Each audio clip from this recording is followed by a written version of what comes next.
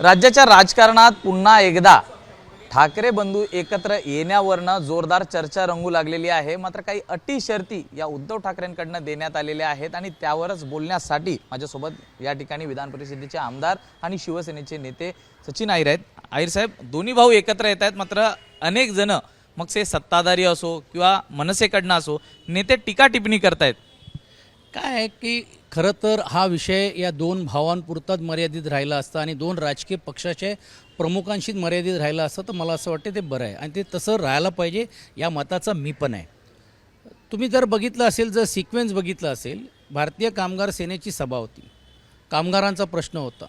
कामगारांचा प्रश्न करत असताना हे केंद्र सरकारने राज्य सरकार नवीन कायदे लागू करतोय, त्यामुळे या राज्यामध्ये काय नेमकं होणार आणि या राज्याची कशी पडझड होणार आहे, ही राज्याची पडझड होऊ नये म्हणून आपण एक संघ एकजुटीने राहायला पाहिजे। त्याचा संदर्भ देत असताना मग काहींनी जसं साहेबांनी उल्लेख केला का बा काहींनी सांगितलं की आम्ही किरकोळ भांडून बाजूला ठेवायला तयार आहोत महाराष्ट्राच्या हितासाठी। त्यावेळी साहेबांनी सांगितलं की हो, जर महाराष्ट्राचं हित जर तुम्हाला खरोखरच बघायचं असेल तर आम्ही पण ते भांडण बाजूला ठेवायला तयार आहोत, पण शिवरायांच्या साक्षीने तुम्ही शपथ घ्या की जसं तुम्ही केंद्र आणि राज्यामध्ये एक भूमिका लोकसभेमध्ये आणि विधानसभेमध्ये एक भूमिका मांडता, तशी न मांडता महाराष्ट्राच्या हिताचं काय आणि महाराष्ट्राच्या हिताची लढाई आम्ही जी लढतोय त्याच्याबरोबर तुम्ही साथ देणार आहात का, ही ज्यावेळी त्यांनी सांगितलं का माझी शर्त आहे, तर त्याला तोच संदर्भ घेऊन अटी आणि शर्त, त्यांनी काय अटी आणि शर्त सांगितलं का की नाही आपण दोन्ही पक्ष यायचं नाही, पण बघा आमचा मुख्यमंत्री व्हायला पाहिजे, तुमचं काहीच आम्ही देणार नाही, नाही आम्ही असं नाही व्हायला पाहिजे तसं व्हायला पाहिजे, हे काय केलेलं आहेत का? हे काही जे सेकंड लेवल थर्ड लेवलची लोकं आहेत आणि मी माझ्यासकट सांगेन आम्ही लोकांनी बोललं टाळलं पाहिजे। आता हे तर तुम्ही तुमच्या प्रेमापोटी मी या बाबतीतला बोलतो, पण एक गोष्ट नक्की आहे की महाराष्ट्रामध्ये दोन्ही एकत्र यावे हे तमाम महाराष्ट्रातली जनतेची जरी देखील अपेक्षा आणि आशा आणि आमच्या कोणाची जरी असली तरी देखील शेवटी हा निर्णय हा राजकीय देखील होतो, कारण शेवटी आमच्यावरती अवलंबून राहणारे आमचे आमदार खासदार आणि विशेषतः आमचा मतदार आहेत, तो त्या ह्या गोष्टी कसे घेतो आहेत। आणि मग काही लोकांनी सांगायचं सोयीनुसार की अरे तुम्ही अटी शर्ती टाकते, म्हणजे याचा अर्थ काय? म्हणजे याचा अर्थ असा आहे की नाही आपण एकत्र येऊ, पण आम्ही रोज जेवायला बसू मुख्यमंत्र्यांबरोबर, आम्ही आशिष शेलारला शिव्या पण देऊ आणि संध्याकाळी त्यांच्यावर जाऊन चहा पण पिऊ, असं करायचं? म्हणजे तुमची जी पद्धत जी कामाची झाली ती तशीच चालू ठेवायची का आणि मग तुम्ही बोलायचं का? तर या सर्व गोष्टी आहेत। मला बरं वाटलं की मला त्यांच्यात नेत्यांनी त्यांना स्पष्ट सांगितलं की कोणीही याच्याबद्दल बोलू नका, मी परदेशातून आल्यानंतर बोलीन, तर मला असं वाटते ते आल्यानंतर बोलतील आणि या बाबतीत आमचे नेते बोलल्यानंतर आम्ही बोलणं मला वाटते संयुक्त होणार नाही। ते जे बोलले त्याचाच विश्लेषण मी या निमित्ताने करतोय। भाऊ, पण मात्र दुसरीकडे खरं तर तमाम मराठी माणसांची ही इच्छा होती की दोन ठाकरे बंधू एकत्र यावेत, त्याला कुठेतरी आता वाचा फुटलेली आहे। दोनदा अनेकदा प्रयत्न फसले देखील किंवा होता होता ती युती राहिली, मात्र आता जर का योग जुळून आलेला आहे तर दोन्ही पक्षांकडनं तशा हालचाली सुरू झाल्या आहेत का? अजिबात नाही। हे दोन्ही नेत्यांमधलं संभाषण तेही जाहीर एका व्यासपीठावरती त्यांनी करण्याचं काम केलेलं आहे। मी जाहीर व्यासपीठ यासाठी सांगतोय की आमच्या भारतीय कामगार सेनेच्या व्यासपीठ केलं, त्यांनी एक पॉडकास्टच्या माध्यमातून केलं आणि जनतेसमोर ठेवण्याचं काम केलेलं आहे। मला असं वाटते हे सुस्पष्ट जे विश्लेषण करणारे आहेत राजकीय, त्यांनाही माहीत आहेत की बाबा एक भूमिका इकडे घेऊन एक भूमिका इकडे घेऊन आपण असं चालू शकत नाही। उद्धवजींनी पण जी भूमिका आहे त्यामध्ये जराही तडजोड केली नाही आहे। ज्यावेळी त्यांनी या अगोदर महाविकास आघाडीचा गठबंधन करण्याचा निर्णय घेतला तेव्हापासून ते आजपर्यंत तुम्ही बघू शकता की 2019 पासून त्यांनी त्यांची लाईन ही स्ट्रेट ठेवलेली आहे। असं नाही की राजकारणात काही गोष्टी होत नाही किंवा काही गोष्टी त्यांच्यापर्यंत आमच्यासारख्याने किंवा नेत्यांनी काही सांगितलं नाही अशातला भाग नाही आहे, पण ती न करता सरळ मार्गाने त्यांनी हा जो एक उद्देश आहे, त्यांनी जे महाराष्ट्र हिताचा जो एक रक्षण करण्याचा जो ध्यास आहे आणि ज्या पद्धतीने केंद्र राज्य सरकार हे आपल्याला लुबाडण्याचं काम करतो आहे, आपल्याकडनं छिनून घेण्याचं काम करतो, त्यासाठी मी एकत्रित आहे ही जी भूमिका घेतलेली आहे। त्या लाईनवर कोणी आलं, उद्या कुठचाही राजकीय पक्ष, मी तर अगदीच सांगतो की उद्या समाजवादी पार्टी जशी ते आज महाविकास आघाडीमध्ये आहेत, पण त्यांच्याबरोबर असलेली जनसुराज पार्टी, त्यांच्याबरोबर असलेल्या अनेक काय पार्टी, त्यांनी जर उद्या भूमिका घेतली तर मला असं वाटते त्यांच्याही बरोबर बसायला त्यांना किंवा आम्हाला कोणालाही काही अवघड वाटणार नाही, कारण शेवटी महाराष्ट्र हित आणि त्याचं रक्षण करणं हे आपलं कर्तव्य। याच सामनाच्या अग्रलेखातनं देखील अनेक गोष्टी स्पष्टपणे बोलण्यात आलेल्या आहेत की महाराष्ट्राच्या हितासाठी एकत्र यायला हवं आणि त्या दृष्टिकोनातनं प्रयत्नही सुरू झाल्याचं संजय राऊतांनी स्पष्टपणे म्हटलेलं आहे।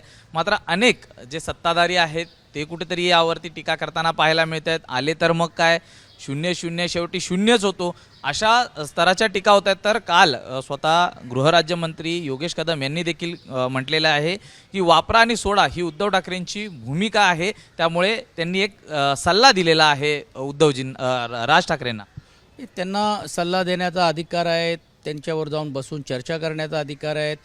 तेही काय बोलले तेही मी ऐकलं, उदय सामंत काय बोलले तेही मी ऐकलं, संजय निरुपम तर खूपच खालच्या स्तरावर बोलले तेही मी ऐकलं. पण हे आम्हाला नंतर लागू होतो आहे, पण ते त्यांचे मित्रपक्ष आहेत की नाही हे तरी पहिला त्यांनी ठरवावं किंवा त्यांनी स्पष्ट करावं. एका बाजूला विधानसभेमध्ये त्यांनी वेगळी भूमिका घेतली म्हणून तुम्ही त्यांना बाजूला फेकून देण्याचं काम केलं, पण रोज जाऊन तुम्ही त्यांच्यावर डिनर डिप्लोमेसी करता, तर हे त्यांना लागू होतं आहे. त्यांनी त्याच्याबद्दल मला वाटते प्रतिक्रिया देणं उचित राहील. त्यांना जो सल्ला दिला म्हणून त्याच्याबद्दल प्रतिक्रिया देणं उचित. मला असं वाटत नाही आम्हाला कोणाची काय प्रतिक्रियेची काय गरज आहे.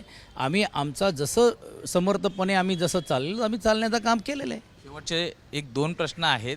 ज्यावेळी हे दोन भाऊ एकत्र येतील त्यावेळी महाराष्ट्राचं भविष्य काय म्हणून पाहताय आपण? 100% ना, की बघा कुठच्याही मी नेहमी सांगितलं की राज ठाकरे हे व्यक्तिमत्वाला आणि त्यांचे चिरंजीव असतील कोणी असतील ह्या राजकारणामध्ये एक ज्यावेळी पुढे येत असतील तर त्याचं मी स्वागत करणारापैकी एक आहे. आणि त्यांच्याबद्दलची जी काम करण्याची शैली म्हणा किंवा बाकीची शैली म्हणा यामध्ये काही आमचे मतभेद असू शकतात, पण राजकारणामध्ये ते एक घटक आहे हे कोणी नकारू शकणार नाही आहे.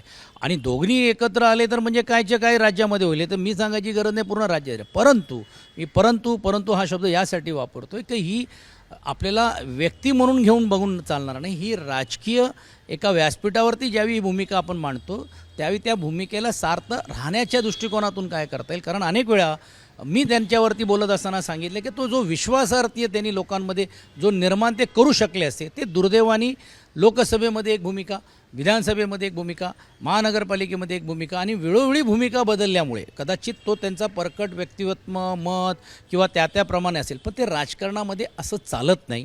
तो त्यांचा एक सेटबॅक आहे हे आपण नकारू शकणार नाही. आता तो सेटबॅक त्यांचा आहे ते घेऊन त्याच्याबरोबर आपण जायचं का नाही जायचं काय करायचं की नाही तो हा त्यांचा नाही, मला वाटते सर्वश्री पक्ष दोन्ही पक्षाचे नेत्यांचा विषय. युतीच्या चर्चा सुरू झालेल्या असतानाच मनसेचे सचिव संदीप देशपांडे यांनी प्रतिपालिका सभागृह या त्यांच्या आयोजनासाठी आदित्य ठाकरेंना निमंत्रण दिलेलं आहे. 4 वर्षापासून महापालिकेत प्रशासन आहेत, अनेक भ्रष्टाचाराचे मुद्दे आदित्य ठाकरे उपस्थित करत असतात. त्यांनी देखील खुल्या व्यासपीठावर येऊन यावर चर्चा करावी अशी मागणी त्यांनी केली. नाही मला तर काही त्याच्यातली माहिती नाही आहे, पण एवढं व्यासपीठ तयार करण्यापेक्षा रोज उपमुख्यमंत्री तुमच्याकडे येत आहेत, दोन्ही उपमुख्यमंत्री येत आहेत, तुम्ही जात आहेत, कधी तुम्ही आशिष शेलारावर टीका करतायत, कधी तुम्ही त्याला शाल देत आहेत. हे सर्व गोष्टी आम्हाला काय नाही माहीत असं नाही. सांगा ना त्यांच्या कानामध्ये जाऊन आणि निवडणुका लावा ना. कशाला हे सर्व शो आणि ह्या गोष्टी होत आहेत, काय अर्थ नाही त्याला. सर आमच्याशी बातचीत केल्याबद्दल. तर हे होते सचिन अहिर ज्यांनी या संपूर्ण घडामोडींवर आपली स्पष्ट प्रतिक्रिया दिलेली आहे. व्हिडिओ जर्नलिस्ट विजय देसाईसह मी सूरज सावंत, एबीपी माझा, मुंबई. एबीपी माझा, उघडा डोळे बघा नीट.